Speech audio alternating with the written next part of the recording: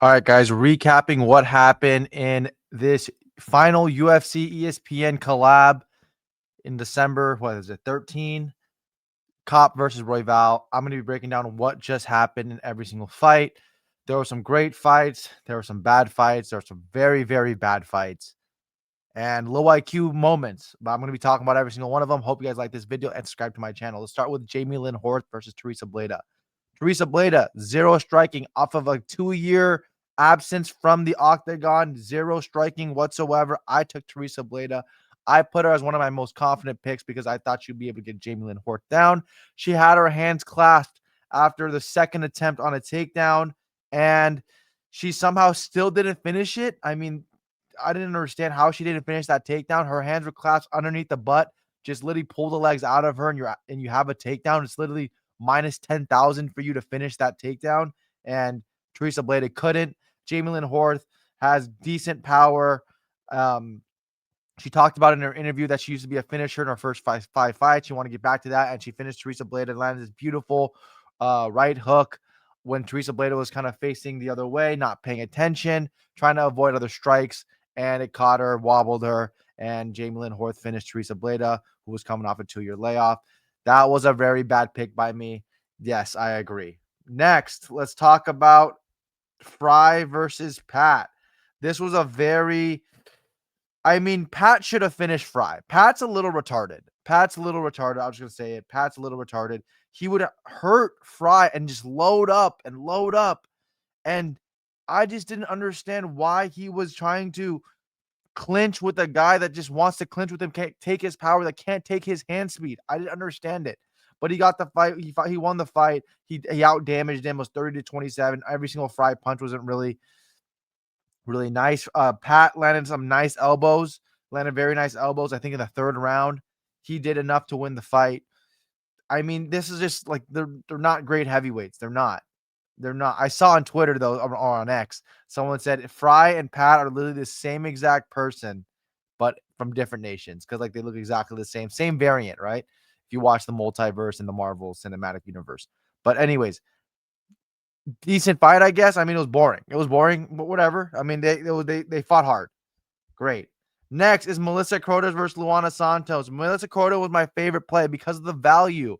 And I thought Melissa Croden, this steroid junkie, walking pharmacy woman, lizard woman, would beat Luana Santos, who spreads her ass on OnlyFans. I mean, it just made sense to me. I'm like, all right, this girl's gonna win. She's better. She's great in the clinch. She's not stupid. She's not gonna be taken down. And then I redacted the last 10 seconds of my statement I just said of not her being stupid because she's actually retarded. She's dumb as fuck, like stupid, like moron. I don't understand it. Luana Santos, all she wants is the headlock so she can trip you, judoka throw you across. All she wants. Melissa Croden just gives it to her. Hey, here you go. And here's my hips too while at it. Hey, you want my head? And I'll give you my hips. That's Melissa Croden. Fucking moron. You cannot make it up. Like there's stupid people, and then there's Melissa Croden. Like she's down there as one of the dumbest people in the UFC. Like I was very upset with her because she won that second round. That first round was close as well, but she definitely won that second round. And two judges had it for when it was 1-1 going to 1-1 going to the third. She was winning the first 2 minutes of the third round, and she didn't fight to the best of her ability. In the first round, she got taken down along the fence. Then she ended up getting hooks on the back of Luana Santos, taking her back, going back to the feet, and outstriking her there, which Luana Santos, I believe, won, but Melissa Croden definitely inched forward and getting momentum into that second round, which she ended up winning. Melissa Croden had this very good striking, very good jab, very good in the clinch, but she was just being such a pussy. I don't understand it. She's a clinch god. This girl, you don't understand how good this girl's like Holly Holm in the clinch. She's really good in the clinch. And she was just letting Luana Santos do whatever she wanted and pushing her along the fence. She was getting the double underhooks, but not turning Luana Santos. I'm like, turn Luana Santos. Who the fuck is this girl that spreads her ass? Why are you scared of her, Melissa Croden? It makes no sense. But again, Luana Santos got the win. She basically scarfolded her for 4 minutes and 3 minutes in that third round, and they were just going in circles as Melissa Croden tried to find the hook, try to get the hooks in so she can take the back. But Luana Santos wasn't having it, and it was just a very, very bad fight, very uneventful fight. I mean, Both should be cut, honestly. I'm not even kidding. Like Melissa Croden, like I expected better from her, but she should get cut. I mean, this is why women shouldn't be like the women shouldn't be fighting. I mean, this is what it is.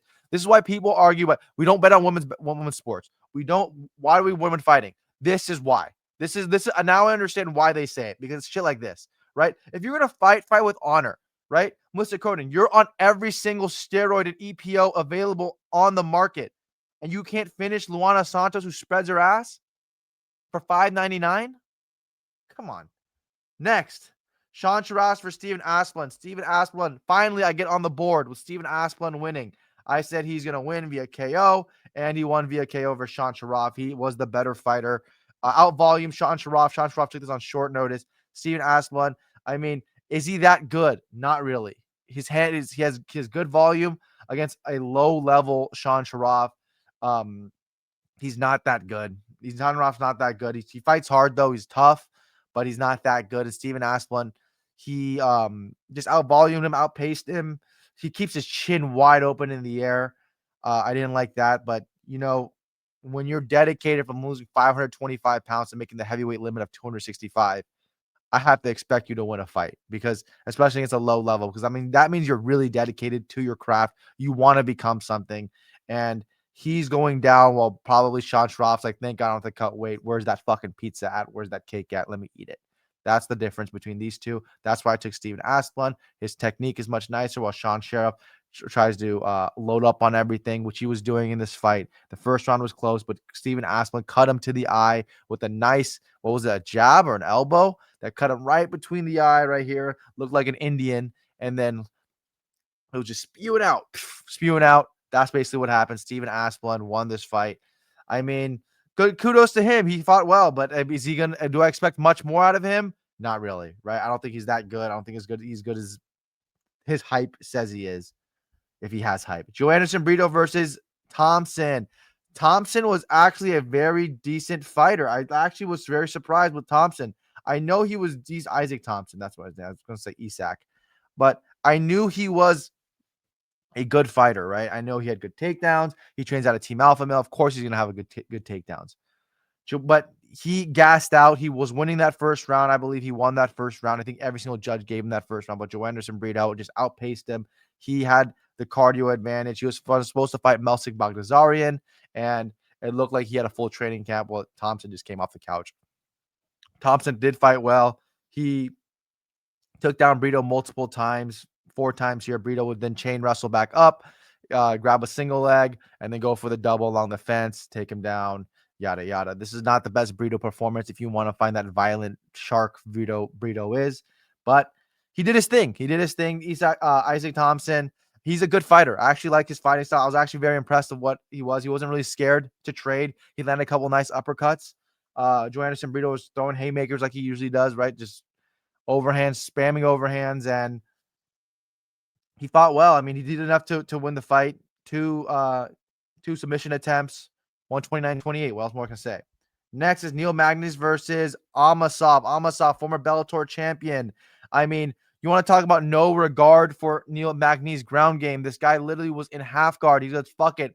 I'm going to be in half guard. I'm going to try to grab the headlock on the opposite side, right?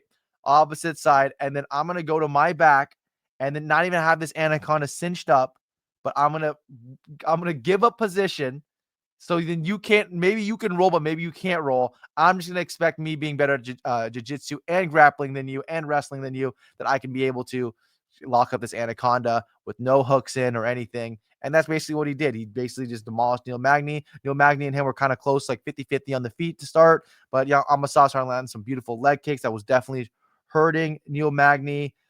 It wasn't really hurting him like pain, but you could see like he would like take a funny step a little bit and like just like a nice ginger step.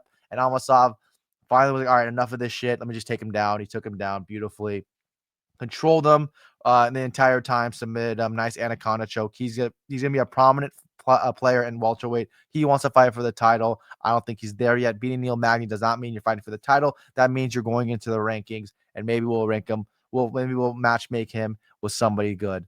I think Amosov's a good fighter. He beat Logan Storley, right? He's beaten good fighters in Bellator, and now he's showing it against Neil Magny. And he's supposed to do that to Neil Magny. You're supposed to smoke Neil Magny. 3 minutes in, You're supposed to smoke him. I thought Amosov was going to win. I put him in a parlay that was inside the distance parlay that ended up not hitting because fucking Melissa Croden, right? Fuck that bitch. Next, King Bobby Green versus Lance Gibson Jr. Lance Gibson Jr. I mean, this guy, low IQ, like moron, stupid.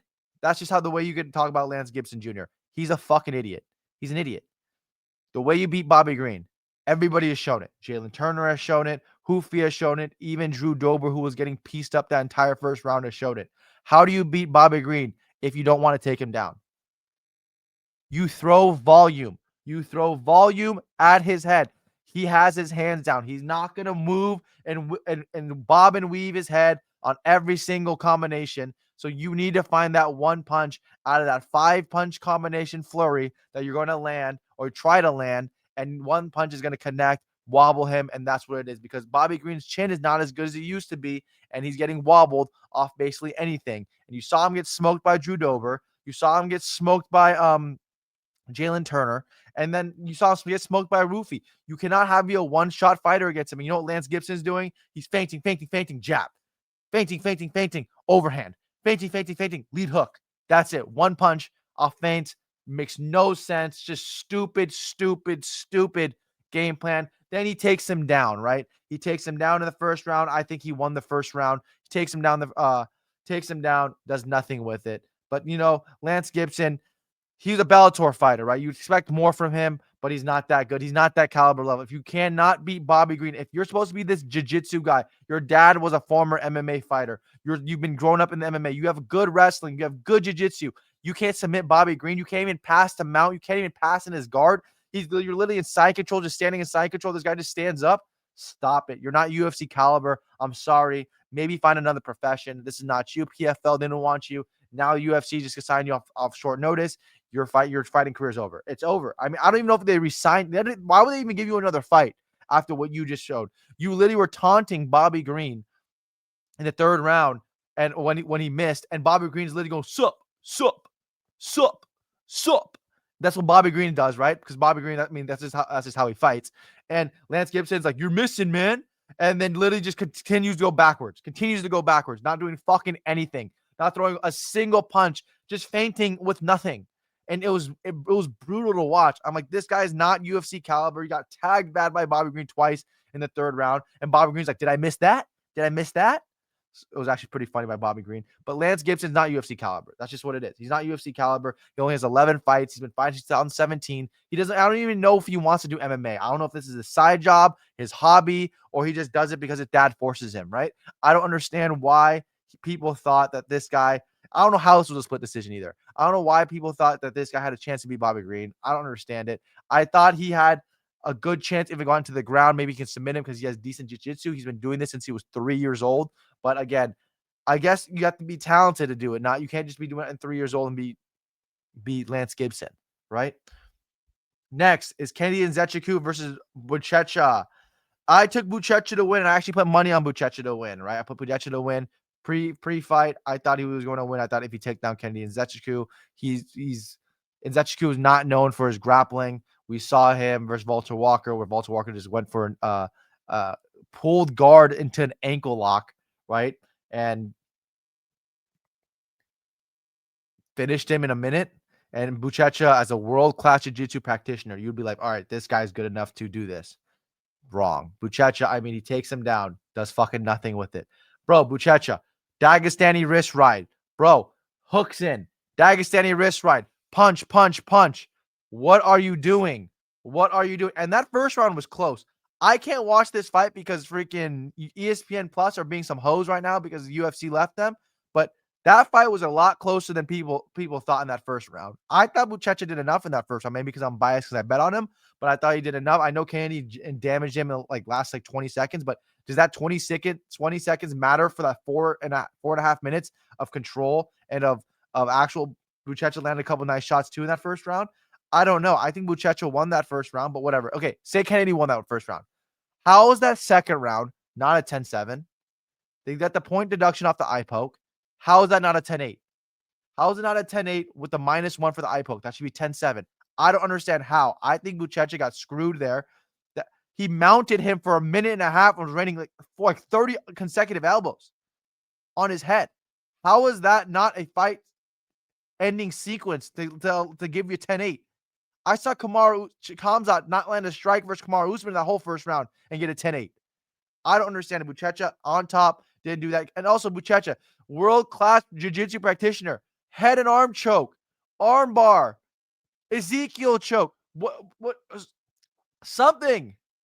You can't do Ezekiel's choke. Something, though, right? How about Kimura? Something. Straight arm lock, key lock, arm bar. Something. Why are we not going through the ringer of submission threats that you have? And why are you taking forever to ground and pound? Why are you not just going boom, boom, boom, boom, getting a rhythm with your ground and pound like you do with the dummy bag? When you just feel that rhythm, Kenny Nzechukwu literally covering up over here like he's Piotr Jan on the ground, right? Piotr Jan high guard. He's doing Piotr Jan high guard on the ground. Kenny Nzechukwu, through the guard, pierce it through the guard, pierce it through the guard. That's 12-6, 12-6. Move fighter, fight's over. That's what it's been in. But Marcus Buchecha didn't do that in the second round. In the third round, Buchecha gave up, went for the back, and Nzechukwu basically out-damaged him because he was throwing elbows behind him, and then switched his hips, got on top for a little bit while Buchecha then rolled to the back, got the back, and tried to go for a knee bar, and then basically it was a lot of jiu-jitsu transitioning, and Buchecha lost that round, and they ended up being 28-28, but it should have been 28-27 Buchecha. I also saw that first round could have been for Buchecha. Maybe I'm biased, but again, it should for sure be 28-27 Buchecha. That's actually crazy that no one scored it for him like that. Next is Mezica Costa versus Morgan Charriere. I thought Morgan Charriere was going to do it. I thought Morgan Charriere was better everywhere, but I guess for today I was wrong. Am I wrong about my Morgan Charriere being better everywhere than Costa? I don't know, because a minute 14 really doesn't tell the whole story. But I think Costa, when I was watching for that minute, he looked a lot more comfortable. He looked a lot more confident. He looked like a guy on a 5-fight or 4-fight win streak at the time, and now a 5-fight win streak. He looked like the guy that's been there 4 times this year or 5 times this year. How long he's been there? He looks like that guy. And Morgan Charriere was trying to get going, and he just never had a chance to. A minute in, he never had a chance to. Costa hit him with a nice kick, hit him with a nice body kick also earlier, and Charriere really didn't have anything. I mean, he got knocked out in a minute. I mean, it was a great performance by Costa. That's what you're supposed to do. Next, Cesar Almeida versus Cezary Oleksiejczuk. Cezary Oleksiejczuk turns into a Dagestani. I mean, this guy literally just over here freaking double leg, single leg dumps. I'm like, God damn, this guy's freaking. Where is this with Mikel? And Cezary, who's usually a fun fighter, was not a fun fighter at all during this match. He usually is a go first.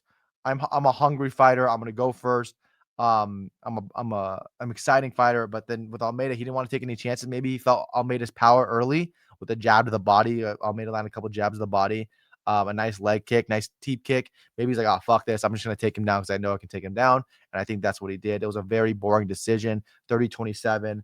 I mean, he did what he was supposed to do, right? He's supposed to beat Cesar Almeida. He was a minus 215 favorite, and he did it. I mean, was it exciting? No. Does it help him go on to pay-per-view cards or premium live event cards now? No. But Oleksiejczuk, he get the win against the Cesar Almeida. That's game. That's a good fighter. Oleksiejczuk should get a step up in competition. I don't know about a ranked fighter after that, because I mean, that wasn't the great performance, but maybe somewhere closer to in like the top 25.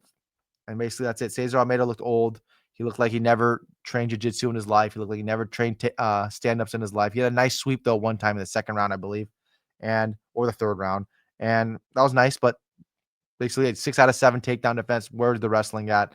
Nowhere to be found. Next is Giga Chikadze versus Kevin Vallejos. I took Giga Chikadze to win this fight. I thought Giga Chikadze is the better striker.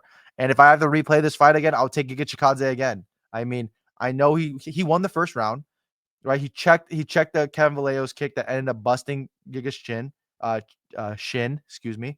And Giga landed a nice body kick that kind of hurt Kevin Vallejos. Will hurt him enough to make Giga believe that he was hurt. Then he charged them with a flying knee. He grabbed double underhooks, held on a double underhooks for a while, so that made me feel like Kevin Vallejos was actually hurt off the body kick and the head kick. But Giga after that became too head kick happy. I think Michael Bisping said it best. He needs him set up with his punches. and Giga did not want to set up with his punches. And the problem with Giga when I was watching that first round is he backs up in a straight line. You cannot do that, especially against a boxer. You do not want to back up in a straight line, and he was. This is why Max Holloway, if you watch them versus Gaethje, every single time he was throwing punches, he would exit out on an angle. Against Poirier in the third fight, exit out at an angle. That's what he was doing. And then this time, he didn't. This time, Chikadze didn't do it. Going straight back to the fence, gets hit with a 2. Boom. He says, nothing happened. Then Vallejos misses an overhand, comes back with a spinning back fist, knocks him down, then knocks him out. Fight was over. Chikadze finally gets knocked out in his career, which is crazy because he's 37. He probably has over like 200 fights in general through kickboxing and MMA and whatever, amateur kickboxing. And he finally got knocked out. And it sucks to say, but I think he was the better fighter. I just think Kevin Vallejos is more in his prime, and it's just his time. He has confidence. Giga's not really his confidence. He's opening up a new gym in Orange County, and I don't know about that, but I know that Kevin Vallejos won, and I'll still pick Giga Chikadze to win the next one. Next, and finally, and Manel Kape versus Brandon Royval. So I went 2 and 3 of my most confident picks. Manel Kape was one of my most confident picks. I thought he was going to smoke Brandon Royval. The hand speed is too much. I was arguing with some guy on Instagram, and he goes, Brandon Royval's never had a problem with hand speed. What the fuck you talking about? And I said, you're a fucking moron. You're so stupid. I don't know what I don't know what else to say to you. I don't know what else to say to you. So you know what? I attacked his girlfriend. I don't give a fuck. I attacked his girlfriend. I don't care. Weak move. Fuck it. I don't care.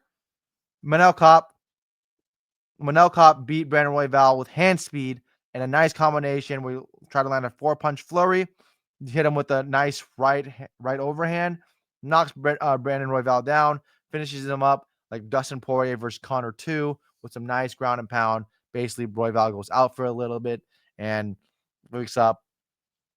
That's basically it. Both of them had trouble with their footing in the beginning of the round as well. Like you saw both of them like kind of stumble. That was weird. But Manel Kape, does he deserve the title fight? I don't know. The thing is, you can say about Manel Kape about this title fight is he beat Brandon Royval and Tatsuro Taira beat Brandon Moreno, but Brandon Royval beat Brandon Moreno, right? And he beat him kind of convincingly through 5 rounds. But Manel Kape beat that Brandon Royval. But also you could say is Manel Kape is a pullout merchant, and we saw him lost to Mokaev also. But he's a pullout merchant. Like we saw him he's pulled out of many fights, bro. This guy has like, if you look at his Tapology, it's like 10 grays of just usually it's like green for wins, red for losses, and then this guy just has like 10 grays in between the red and the greens.